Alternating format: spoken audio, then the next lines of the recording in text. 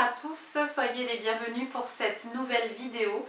Bienvenue aussi ce matin tout particulièrement aux personnes qui nous suivent à travers la télé, le canal local de Vignane-sur-Moder. Bienvenue pour ce dimanche, culte des rameaux, c'est le début de la semaine sainte. Béni soit celui qui vient au nom du Seigneur.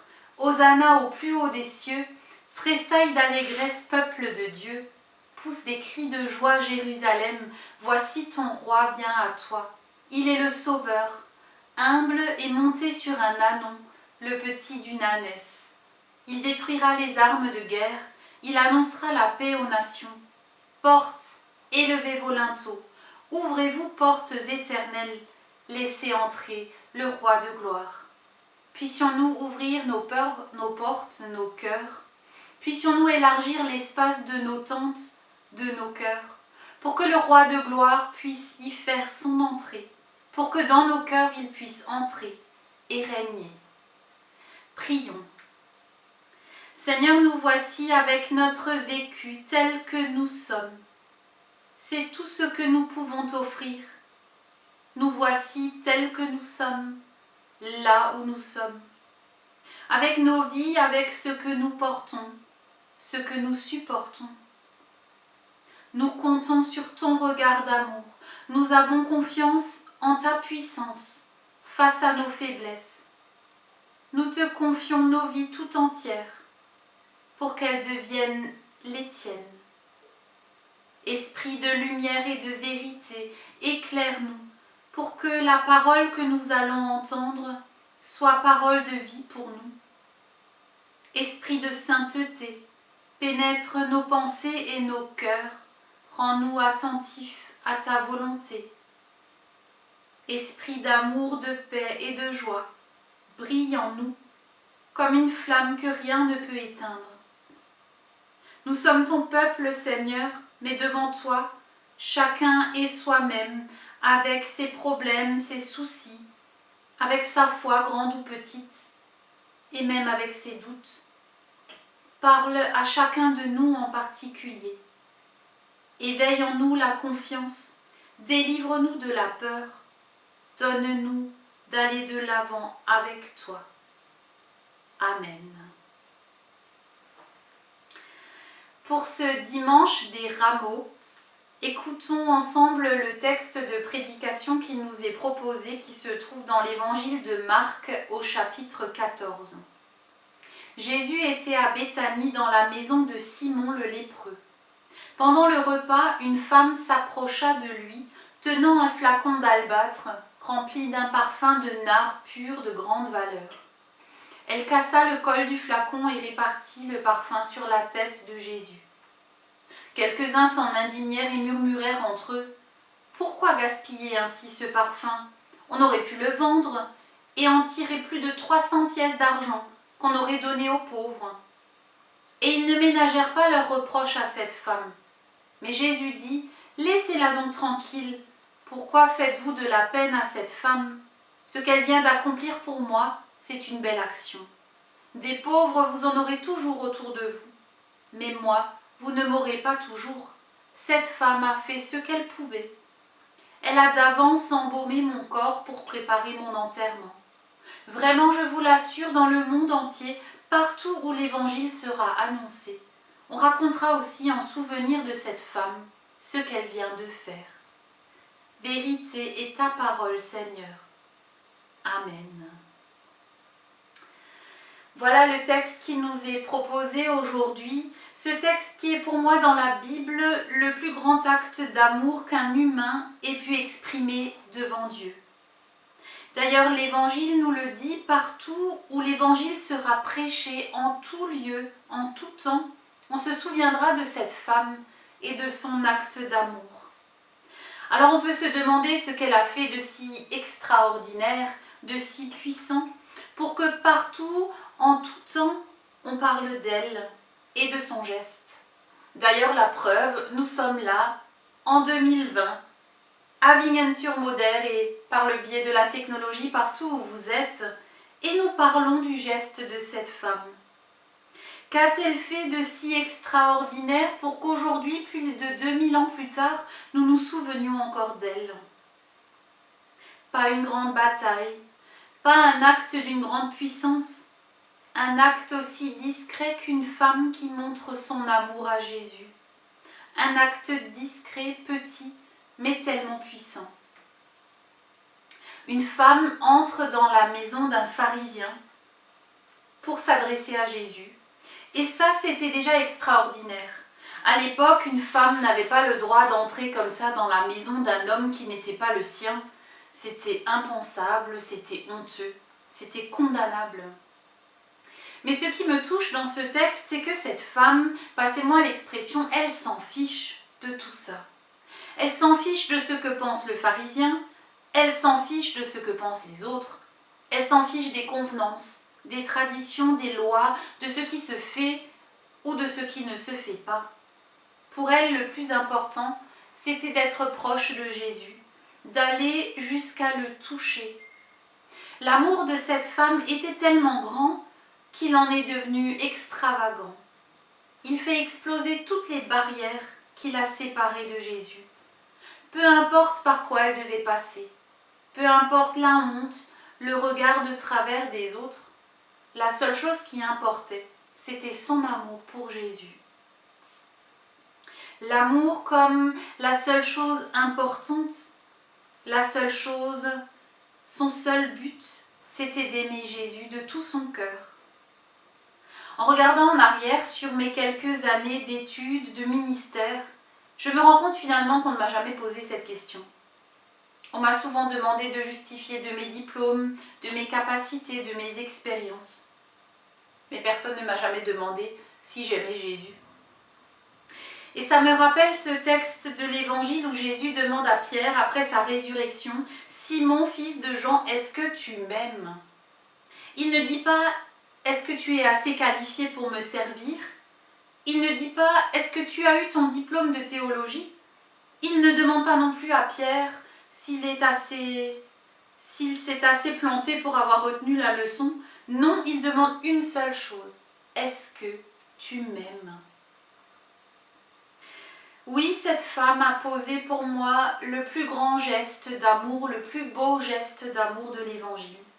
Elle s'est assise aux pieds de Jésus et elle lui a donné ce qu'elle avait de plus précieux, ses larmes, un peu de parfum de grand prix. Mais à travers ce cadeau, c'est toute sa vie qu'elle a déposé aux pieds de Jésus. Ce geste, c'est un geste d'abandon, un acte d'adoration, tout déposé aux pieds de Jésus. Je suis toujours à nouveau bouleversée par l'audace de cette femme. Elle aurait pu passer toute sa vie à pleurer sur sa situation, sa vie, son péché. On ne sait pas grand-chose d'elle, mais il semblerait qu'elle ait eu une vie pour le moins compliquée. Elle aurait pu faire des années de cure d'âme et peut-être que ça l'aurait soulagée.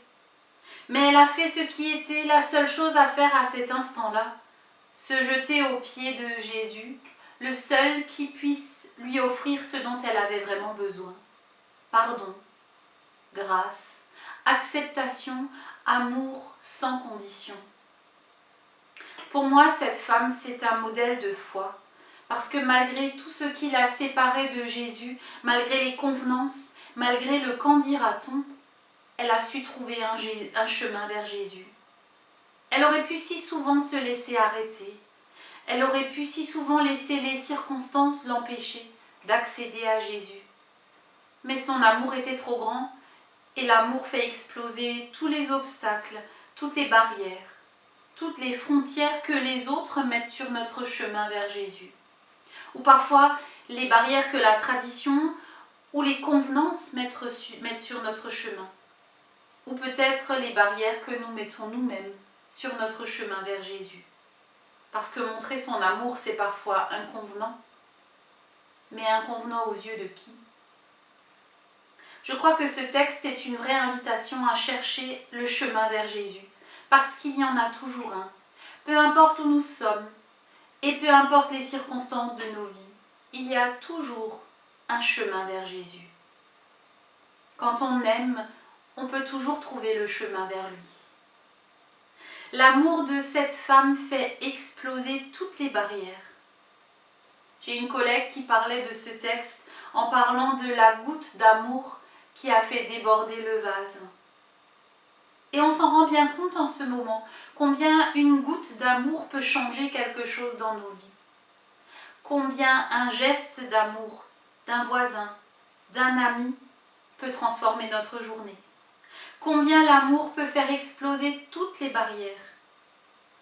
Combien on peut s'affranchir de toutes les conventions, de toutes les barrières, de toutes les frontières quand on parle d'amour.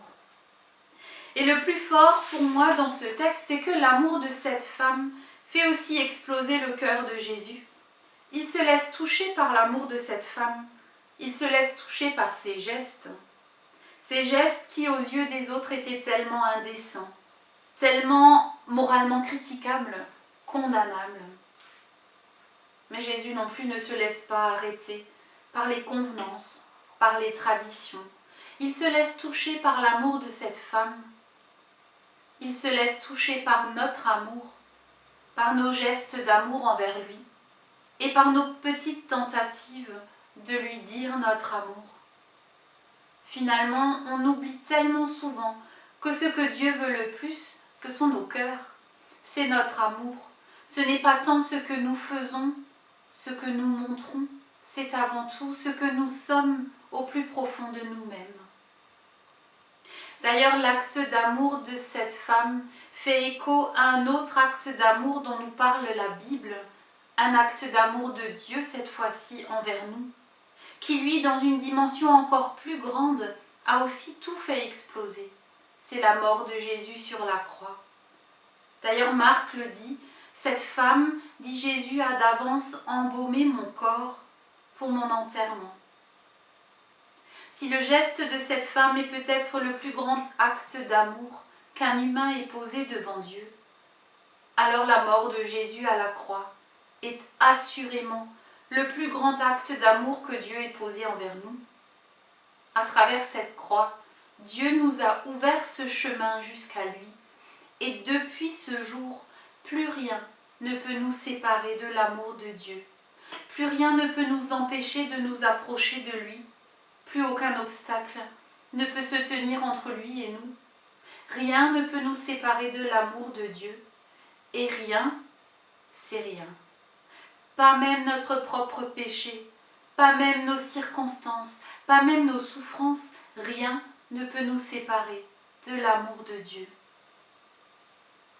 Nous entrons aujourd'hui dans la Semaine Sainte et je crois que ce texte, c'est avant tout une invitation pour nous, une invitation à la rencontre avec Jésus-Christ, notre Sauveur, une invitation à ne pas avoir peur d'enfoncer des portes, d'oser aller à la rencontre du Christ, d'oser lui offrir du temps. Pour la plupart d'entre nous, nous avons du temps, et beaucoup de temps. Alors mettons-le à profit pour la louange, pour la prière, pour la lecture de la Bible, pour l'écoute. Nous sommes invités à oser proclamer cette bonne nouvelle d'un Dieu qui est allé jusqu'à mourir d'amour pour nous. Notre témoignage est peut-être d'autant plus important en ce temps où il n'est pas facile. Mais cette femme n'a rien vécu de facile non plus, et elle ne s'est pas laissée arrêter par la difficulté. Puissions-nous avoir l'audace de cette femme, l'audace d'aimer d'un amour qui fait exploser toutes les barrières, et l'audace d'accueillir dans nos vies l'amour de Dieu qui fait exploser toutes nos barrières. Le chemin est ouvert, puissions-nous l'emprunter. Amen. Et pour finir, je vous propose un temps de prière. Dieu notre Père, nous voulons te remercier parce que tu viens à notre rencontre. Ce chemin vers toi nous est ouvert. Tu nous parles. Envoie-nous pour rencontrer les autres que nous côtoyons sur nos chemins. Aide-nous à les soutenir, à être attentifs aux plus isolés, à être témoins de ton amour. Nous voulons te remercier pour Jésus qui a osé prendre ce chemin de la croix, pour le bien de tous, pour notre salut à tous. Aide-nous à ne pas reculer devant notre mission, devant les difficultés, mais à espérer que pour chacun de nous au bout du chemin, il y ait Pâques, une vie nouvelle et non pas le désespoir. Nous te remettons aujourd'hui toutes les personnes qui sont touchées de près ou de loin par la maladie, et particulièrement les personnes qui sont hospitalisées et leurs familles, ainsi que les personnes âgées dans les maisons de retraite et à domicile, ainsi que leurs familles. Nous te prions de venir réconforter chacun par ta présence. Nous te remettons les soignants et aussi toutes les personnes qui sont au service les unes des autres, pour que tu les bénisses et que tu leur donnes de nouvelles forces. Et ensemble, je vous invite à prier la prière du Seigneur. Notre Père qui es aux cieux, que ton nom soit sanctifié, que ton règne vienne, que ta volonté soit faite sur la terre comme au ciel. Donne-nous aujourd'hui notre pain de ce jour. Pardonne-nous nos offenses, comme nous pardonnons aussi à ceux qui nous ont offensés. Et ne nous laisse pas entrer en tentation, mais délivre-nous du mal. Car c'est à toi qu'appartiennent le règne, la puissance et la gloire, au siècle des siècles. Amen. Nous nous retrouvons vendredi matin, vendredi saint, pour un nouveau temps de culte sur YouTube pour ceux qui nous suivent sur Internet et sur le canal local pour ceux qui nous suivent sur le câble. En attendant, prenez soin de vous et soyez bénis. Amen.